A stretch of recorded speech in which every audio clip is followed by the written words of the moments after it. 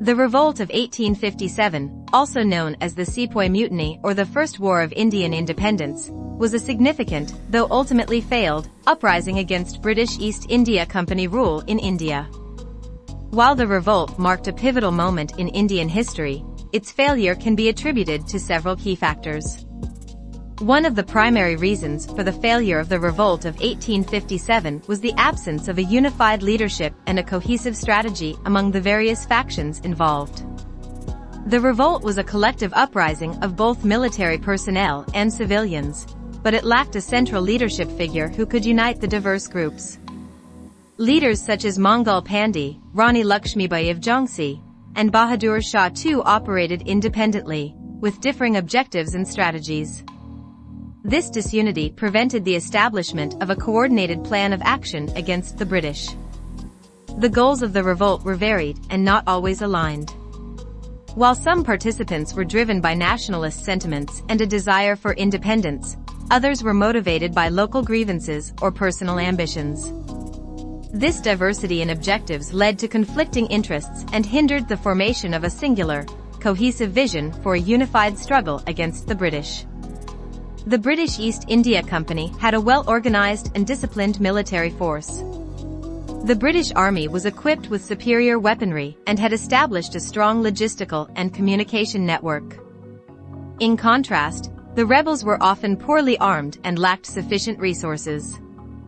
The British also utilized strategic advantages, such as the support of loyal Indian regiments and the use of modern weaponry, which helped them suppress the revolt effectively. The revolt did not achieve widespread support across India. While there were significant uprisings in places like Meerut, Delhi, Kanpur, and Lucknow, other regions remained relatively calm or even loyal to the British.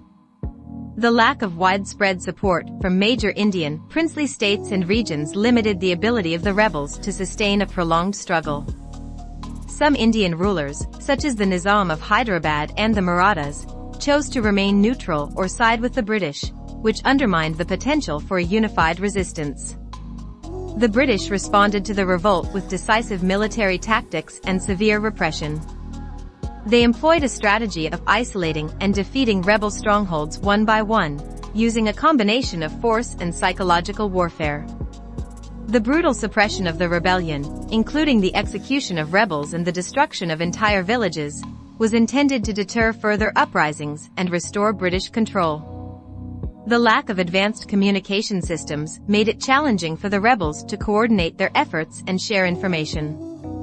This hindered their ability to plan and execute large-scale operations effectively, as messages and instructions were often delayed or miscommunicated.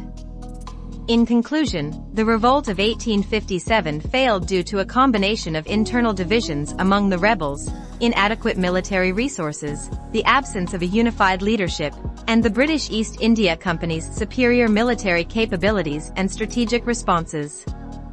Despite its failure, the revolt was a significant event that highlighted Indian resistance to colonial rule and laid the groundwork for future nationalist movements in the country.